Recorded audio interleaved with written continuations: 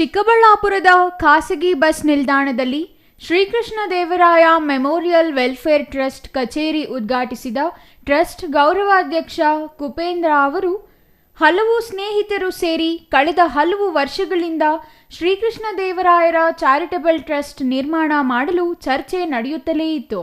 ವಿಜಯನಗರ ಸಾಮ್ರಾಜ್ಯದ ಕಾಲದಲ್ಲಿ ವಿಶ್ವದಲ್ಲಿಯೇ ಖ್ಯಾತಿ ಪಡೆದ ಸಮೃದ್ಧ ಸಾಮ್ರಾಜ್ಯ ವಿಜಯನಗರ ಸಾಮ್ರಾಜ್ಯವಾಗಿದ್ದು, ಅಂತಹ ಚಕ್ರವರ್ತಿಯ ಹೆಸರಿನಲ್ಲಿ ಟ್ರಸ್ಟ್ ಮಾಡಿ ಬಡವರಿಗೆ ಅನುಕೂಲ ಮಾಡಿಕೊಡುವ ಉದ್ದೇಶದಿಂದ ಟ್ರಸ್ಟ್ ಮಾಡಿಸಲು ಆಲೋಚನೆ ಇಂದು ನೆರವೇರಿದೆ ಎಂದರು.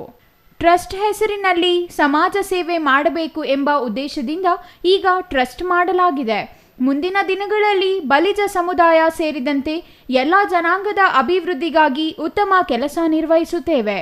ಶಾಲಾ ಮಕ್ಕಳಿಗೆ ಉತ್ತಮ ಶಿಕ್ಷಣ ನೀಡಲು ಹೆಚ್ಚು ಒತ್ತು ನೀಡುವುದಾಗಿ ಹೇಳಿದರು. ಟ್ರಸ್ಟ್ ಅಧ್ಯಕ್ಷ ನಾಯನಹಳ್ಳಿ ನಾರಾಯಣಸ್ವಾಮಿ ಮಾತನಾಡಿ, ಶ್ರೀಕೃಷ್ಣ ದೇವರಾಯರು ಒಂದು ಕಾಲದಲ್ಲಿ ದಕ್ಷಿಣ ಭಾರತವನ್ನು ಸಮರ್ಥವಾಗಿ ಆಳಿದರು. ಶ್ರೀಕೃಷ್ಣ ದೇವರಾಯರ ಪ್ರತಿಮೆ ಚಿಕ್ಕಬಳ್ಳಾಪುರದಲ್ಲಿ ನಿರ್ಮಾಣ ಮಾಡುವುದು, ಅವರ ಹೆಸರಿನಲ್ಲಿ ಒಳ್ಳೆಯ ಸಾಮಾಜಿಕ ಕೆಲಸಗಳನ್ನು ಹಮ್ಮಿಕೊಳ್ಳುವುದು, ಕ್ಷೇತ್ರದ ಜನತೆಗೆ ಸಹಾಯ ಮಾಡುವುದೇ ನಮ್ಮ ಗುರಿಯಾಗಿದ್ದು, ಅವರ ಹೆಸರಿನಲ್ಲಿ ಟ್ರಸ್ಟ್ ಮಾಡಿ ಬಡವರಿಗೆ ನೆರವು ನೀಡಲು ಮುಂದಾಗುವುದಾಗಿ ಹೇಳಿದರು. ಟ್ರಸ್ಟ್ ಸುಮಾರು 2 ವರ್ಷದಿಂದ ನಾವು ಪ್ರತಿ ತಿಂಗಳು, ಪ್ರತಿದಿನ, ಪ್ರತಿ ವರ್ಷ ಹೇಳ್ಕೊಂಡು ಬರ್ತಾ ಇದ್ವು, ಒಂದು ಚಾರಿಟಬಲ್ ಟ್ರಸ್ಟ್ ಮಾಡಬೇಕು ಅಂತೇಳಿ. ಇದು ಶ್ರೀಕೃಷ್ಣ ದೇವರಾಯರು ವಿಜಯನಗರ ಸಾಮ್ರಾಜ್ಯ ಆಳಿಡುವಂಥ ಮಹಾನುಭಾವರು. ಇವತ್ತು ಎಲ್ಲ ಜನಾಂಗದ ಮಕ್ಕಳಿಗೂ ಇವತ್ತು ಶ್ರೇಷ್ಠವಾಗಿ ನಮ್ಮ ಕಡೆಯಿಂದ ಸಹಾಯ ಮಾಡಬೇಕಂತ ಹೇಳಿದ್ರೆ ನಾವೊಂದು ಚಾರಿಟಬಲ್ ಟ್ರಸ್ಟ್ ಮಾಡಲೇಬೇಕು ಅಂತ ತೀರ್ಮಾನ ಮಾಡಿಕೊಂಡು ಸುಮಾರು 1 ವರ್ಷದಿಂದ ಈ ಮಾತು ಹೇಳ್ಕೊಂಡು ಬಂದವು. ಇವತ್ತು ಶುಕ್ರವಾರ ಒಳ್ಳೆ ದಿನ.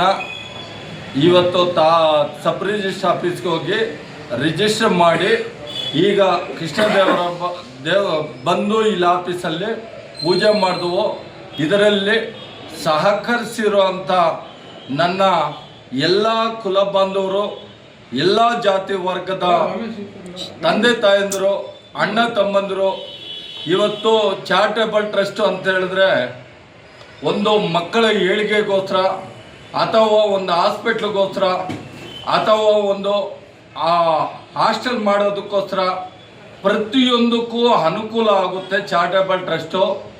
ದಯವಿಟ್ಟು ಇದಕ್ಕೆ ಎಲ್ಲ ಜನಾಂಗದ ವರ್ಗದವರು ಸಹಕರಿಸಿ. ಇನ್ನು ಕಚೇರಿ ಉದ್ಘಾಟನೆ ವೇಳೆ Srikrishna Devaraya memorial welfare trust ಉಪಾಧ್ಯಕ್ಷ ಕೆಎಂ ರಾಮಚಂದ್ರಪ್ಪ, ಕಾರ್ಯದರ್ಶಿ ಎನ್ಎನ್ ಮಂಜುನಾಥ್, ಖಜಾಂಚಿ ಎಂಎಸ್ ಮುನಿರಾಮು ಹಾಜರಿದ್ದರು. Taudanahalli Ramesh, CTV news, Chikkaballapur.